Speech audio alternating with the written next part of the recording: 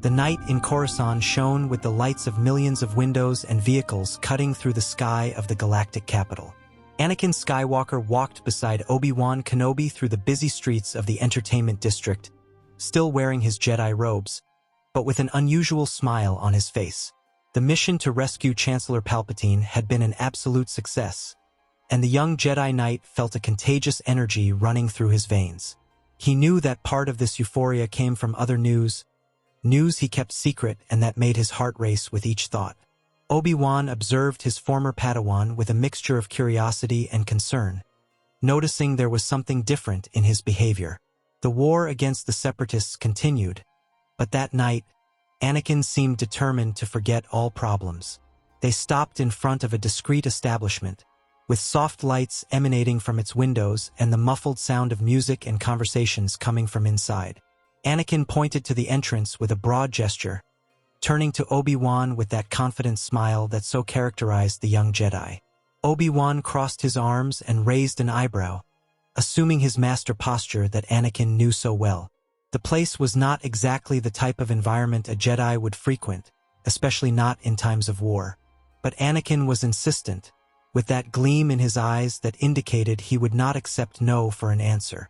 The tension between duty and friendship hung in the air of Coruscant's night, while pedestrians passed by them without paying much attention to the two Jedi.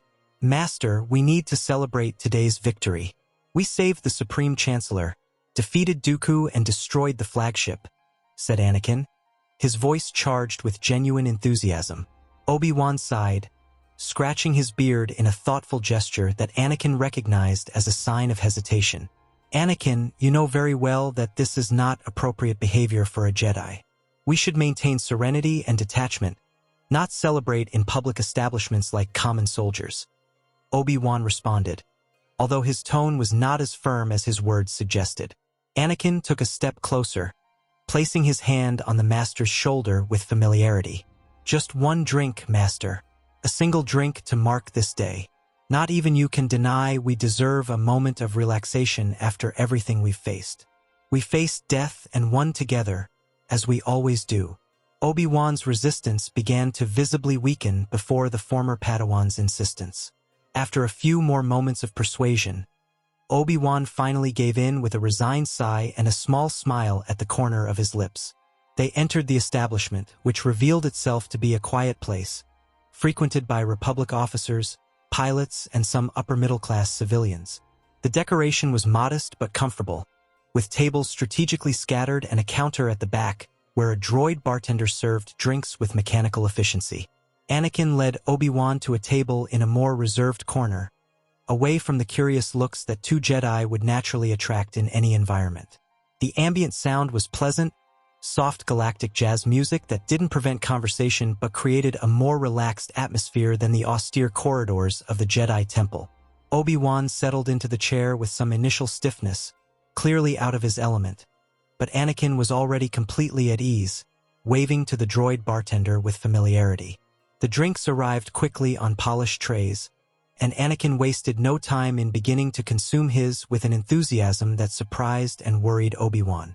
The Jedi Master took small cautious sips of his drink, watching Anakin with growing apprehension as the young knight ordered a second, then a third round in rapid succession.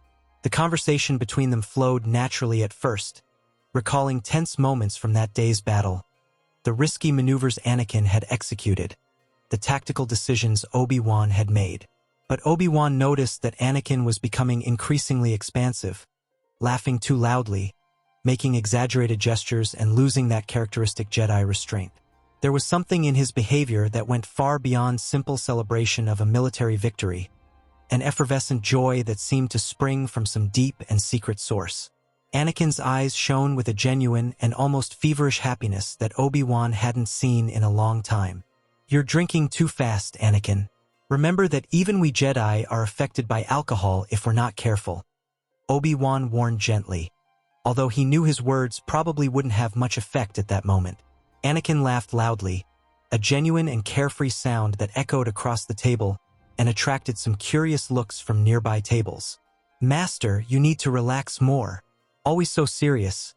Always so worried about rules and protocols." "The war won't stop just because we drink a few glasses," said Anakin, his tongue already beginning to slur and words coming out less precisely. Obi-Wan realized at that moment that his former Padawan had clearly exceeded his limit, and a sense of genuine apprehension began to grow in his chest like a shadow. Anakin leaned over the table conspiratorially, bringing his face close to Obi-Wan's with an intense expression that mixed uncontrollable joy and something that seemed like desperate urgency. "Master, I need to tell you something. Something very important. Something that will change absolutely everything," Anakin murmured in a low but emotion-laden voice, and Obi-Wan felt a shiver run down his spine, an obscure premonition that what would come next would irrevocably alter the course of their lives. "Master, I got married." The words came out of Anakin's mouth almost as a whisper, but with the force of thunder for Obi-Wan.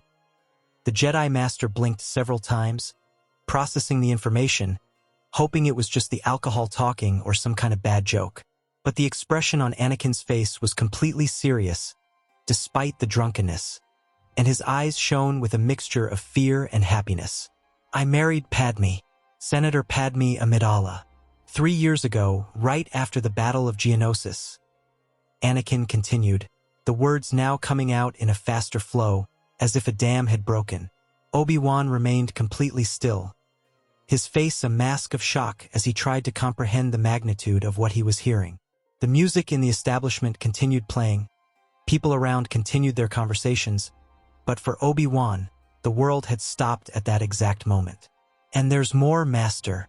There's much more," Anakin continued, his voice laden with emotion, tears beginning to form in his eyes.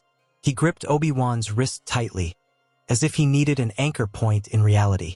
"Padme is pregnant. I'm going to be a father, Master. I'm going to have a son or maybe a daughter. She's expecting my baby, and I've never felt so happy in my entire life." The words came out in a whirlwind of emotion, and Anakin began to laugh and cry at the same time, the drunkenness amplifying all his feelings. Obi-Wan remained paralyzed, his hand still held by Anakin's wrist, unable to formulate any response. His brain worked at high speed, processing each implication of those revelations, each consequence that would inevitably come. The silence that followed was deafening, despite all the noise around. Anakin watched Obi-Wan anxiously, waiting for some reaction, any word from his master. But Obi-Wan remained mute, his blue eyes fixed on Anakin with an expression the young Jedi couldn't fully decipher. It was shock, certainly, but there was also pain, disappointment, concern, and something else that Anakin couldn't identify. The seconds dragged like hours, and Anakin began to regret having spoken, began to feel the weight of his own words falling on him like stones.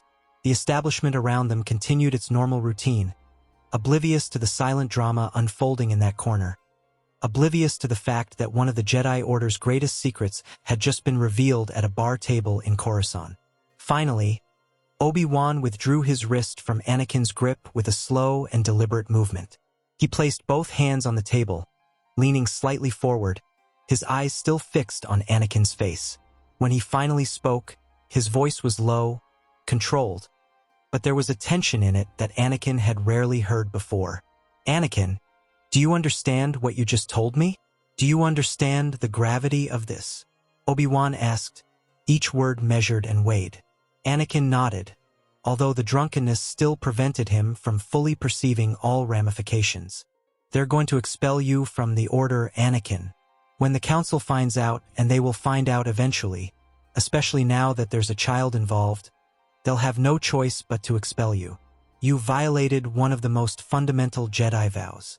Obi-Wan's words fell on Anakin like ice water, bringing a moment of clarity amid the alcoholic fog. The smile disappeared from his face, replaced by an expression of growing panic as reality began to impose itself. He imagined being expelled from the only family he'd known since childhood, imagined losing his place among the Jedi, imagined the shame and scandal. But then he thought of Padme, of her smile, of how she had held his hand when she told him about the pregnancy, and determination returned to his eyes.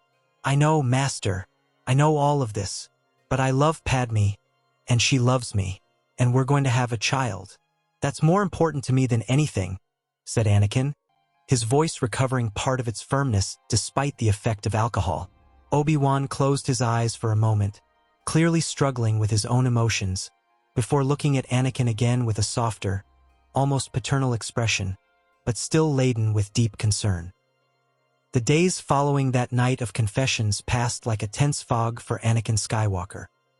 He woke every morning with the weight of his words echoing in his mind, recalling every detail of the conversation at the establishment, every expression on Obi-Wan's face when the truth finally came to light. Regret began to grow in his chest like a poisonous plant, making him question whether he had made the right decision in revealing his deepest secret. It was only on the third morning after that fateful night that Obi-Wan finally pulled Anakin aside for a private conversation in one of the temple's meditation gardens. "I've spent the last few days meditating on our conversation, Anakin. I thought about my duties to the Order, to the Council, to everything we swore to protect," Obi-Wan began, his voice low but firm. "And I also thought about you, about everything we've been through together, about all the times we saved each other's lives, about all the years of partnership and friendship. I made a decision that goes against everything I was taught, against all the rules I swore to follow." He paused, allowing the tension to build before continuing. "I'm not going to tell the Council about you and Padme. I'm not going to report your marriage or the pregnancy. At least not yet. Not while there's a chance this can remain private." Anakin felt tears of gratitude sting his eyes, but Obi-Wan raised his hand to prevent any premature thanks. "But you need to understand, Anakin, that by doing this, I'm becoming an accomplice to your transgression. I'm risking my own position in the Order for you. And if this comes to light, we'll both face the consequences." Anakin couldn't contain himself and hugged Obi-Wan tightly, a gesture of deep gratitude that transcended any words he could express. Obi-Wan briefly returned the embrace before pulling away, keeping his hands on Anakin's shoulders while looking at him seriously. "This doesn't mean I approve of your choices, Anakin. It only means I trust you enough to give you a chance to find your own way through this impossible situation." The bond between master and apprentice transformed at that moment into something deeper, a partnership based on mutual trust that went beyond the codes and rules of the Jedi Order. Anakin knew he had gained not only Obi-Wan's silence, but his unconditional loyalty. That same night, when he finally managed to meet Padme in her senatorial quarters, Anakin carried the weight of guilt like a stone in his chest. "I'm sorry, Padme. I put everything at risk. I put you at risk. I put our baby at risk. And now even Obi-Wan is involved in all this," said Anakin, his voice laden with genuine remorse. "I should never have drunk so much. I should never have let my guard down like that. I was selfish and reckless. And now Obi-Wan knows everything and is keeping our secret, becoming an accomplice to something that could destroy his own career." He expected to see anger in Padme's eyes, expected a justified reprimand for his lack of control and discretion. But instead, Padme caressed his face gently, a small sad smile appearing on her lips as she looked at him with a mixture of love and understanding. She pulled him closer, making him rest his head on her shoulder while running her fingers through his hair in a comforting gesture he had always found incredibly calming. "Maybe this was a blessing in disguise," Padme said softly, her melodious voice bringing a peace that Anakin hadn't felt in days. "You've been carrying this weight alone for so long, divided between two worlds, two lives that should never coexist. Having someone like Obi-Wan knowing, someone you trust completely, might be exactly what you need." She gently pulled him away so she could look into his eyes, her hands now holding his face tenderly. "I know you're scared. I am too. But Obi-Wan has always been like a brother to you. And if he chose to protect our secret even knowing the consequences, it shows how much he cares about you. It shows you're not as alone in this impossible situation as you thought you were."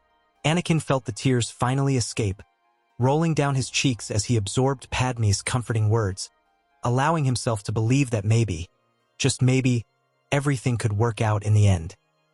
The Jedi Council gathered in the main tower of the temple in Coruscant, with flickering holograms of masters who were on distant missions projecting themselves in their designated seats.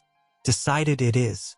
To Utapau, Master Kenobi will go," Yoda declared, opening his eyes and fixing them on Obi-Wan with that millennial wisdom that always impressed even the most experienced Jedi.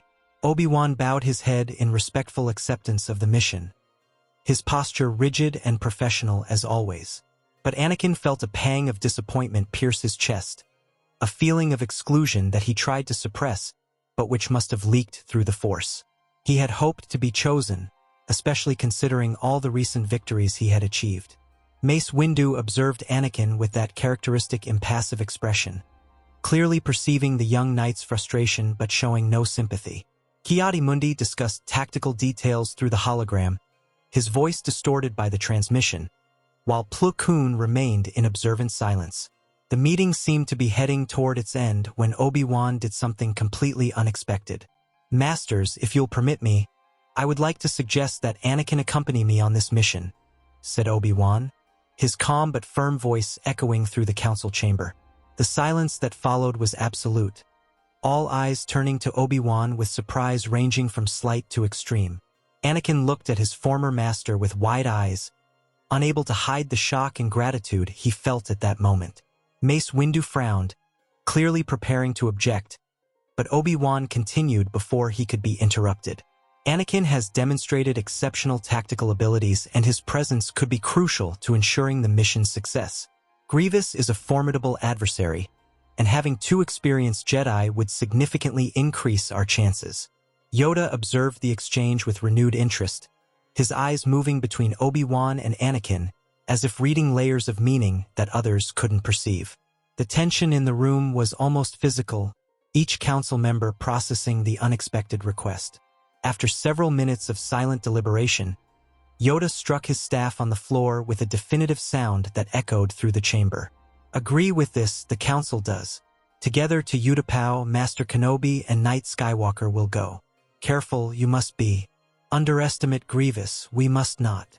The decision was made, and Anakin felt a wave of gratitude flood his entire being as he looked at Obi-Wan, who returned the look with a small nod. That simple gesture from Obi-Wan, defending Anakin's inclusion in the mission before the entire council, further solidified the bond between them. It was more than master and apprentice now, more than friends or brothers in arms. It was a partnership based on absolute trust, an alliance that transcended the formal rules of the Order. Anakin knew that Obi-Wan was demonstrating his loyalty concretely, proving that his silence about Padme was not just passive tolerance, but an active commitment to Anakin's well-being. The journey to Utapau was relatively quiet, both Jedi lost in their own thoughts as their ship cut through hyperspace. Anakin piloted with his characteristic skill, making subtle adjustments that made the journey smoother than any droid pilot could achieve. Obi-Wan meditated in the co-pilot's seat, but Anakin could sense that his master's thoughts were not completely focused on the mission ahead. At one point, Obi-Wan opened his eyes and looked at Anakin with that paternal expression that always made him feel simultaneously protected and understood. "Anakin, I want you to know that what I did there in the council wasn't just for tactical reasons. It was because I trust you completely, and because I want you to know that I'll always be at your side, no matter what happens." The words were simple, but carried a deep emotional weight that made Anakin swallow hard, struggling to keep his emotions under control. He nodded, unable to trust his voice at that moment, and Obi-Wan simply smiled before closing his eyes again to continue his meditation. The victory over Grievous on Utapau had been decisive and brutal. Obi-Wan and Anakin fought side by side against the cyborg general, their blades dancing in perfect synchrony as they cut through the 4 stolen lightsabers that Grievous wielded with mechanical mastery. The battle was won, the separatist droids were beginning to retreat, and for a brief moment, it seemed the war would finally come to an end. But then came the emergency transmission, the words that would change everything and transform victory into tragedy. The distorted voice through the communicator was from a surviving clone who still maintained some individuality, warning about Order 66, about the massacre in Jedi temples throughout the galaxy, about the transformation of the Republic into an empire. Anakin and Obi-Wan looked at each other with growing horror, the realization hitting them like a physical blow. Their own clones on Utapau were beginning to turn against them, blasters being raised toward the 2 Jedi who had led these troops through countless battles. But the connection forged in combat gave them those precious seconds of hesitation, Enough time for Anakin and Obi-Wan to activate their sabers and deflect the first shots, running toward the ship that had brought them. The escape from Utapau was chaotic and desperate, artillery explosions pursuing them as they took off, leaving behind a battlefield that had now become a deadly trap. During the return journey to Coruscant, the silence between them was heavy, both processing the magnitude of the betrayal they had witnessed. When they finally arrived at the capital and saw the smoking ruins of the Jedi Temple, the full reality of the catastrophe hit them with total force. They landed on a secondary platform, avoiding the main areas that would certainly be under Imperial surveillance. Bodies of Jedi were scattered through the sacred corridors, young and old, masters and Padawans, all fallen by the betrayal of the clones who once protected them. The pain in the Force was almost unbearable, making Anakin stagger as waves of agony echoed through the ancient stones of the temple. Obi-Wan held his arm to stabilize him, his own pain visible in every line of his normally controlled face. They found Yoda in the lower levels, the small Jedi Master leaning heavily on his staff, seeming to have aged centuries in the last few hours. At his side, among the rubble, lay the body of Mace Windu, the powerful Council Master who had fought to his last breath defending the temple. The absence of his powerful presence in the Force created a void that seemed to suck all hope from the room. The 3 surviving Jedi gathered in the projection room, where the security recordings still miraculously functioned, preserving the horror of recent events. The holograms showed Mace Windu leading the temple's defense with desperate ferocity, his purple blade cutting through waves of clone soldiers as he tried to evacuate the younglings. But the numbers were simply overwhelming, and eventually even the powerful Council Master fell under the weight of hundreds of blaster shots. Other recordings showed Padawans being pursued through corridors, Masters being surprised by those they trusted. Palpatine's voice echoed through intercepted transmissions, declaring the formation of the Galactic Empire, revealing himself as Darth Sidious, the Sith Lord who had manipulated the entire war from the beginning. Yoda watched everything in absolute silence, his small wrinkled face a mask of pain and determination. When the recordings ended, the silence was deafening, broken only by the distant sound of Imperial sirens in the streets of Coruscant outside. Confront the Emperor, I must. The root of the dark side, he is. Cut it, we must, or consume the entire galaxy. The darkness will. Yoda finally said, his voice laden with a determination that transcended his obvious exhaustion.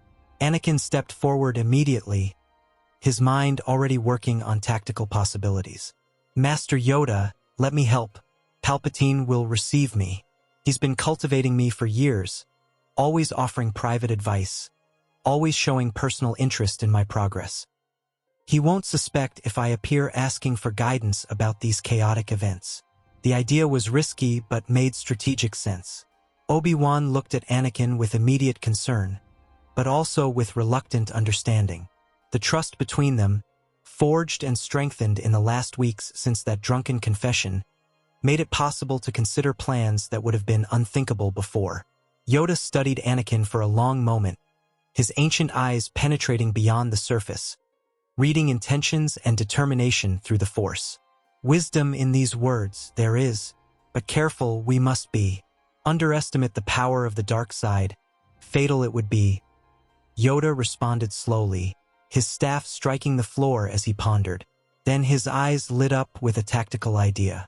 In the pipes, hide myself I can. Small my size is. Advantage this gives us. Together attack when lowered his guard is. Obi-Wan immediately positioned himself beside Anakin, his hand resting on his former Padawan's shoulder. Then I stay in the shadows near the entrance. We'll cut off any escape route. 3 directions, 3 Jedi, 1 Sith. Those are better odds than he expects. The determination in Obi-Wan's voice was absolute, and Anakin felt that familiar wave of gratitude for having someone so unshakably loyal at his side.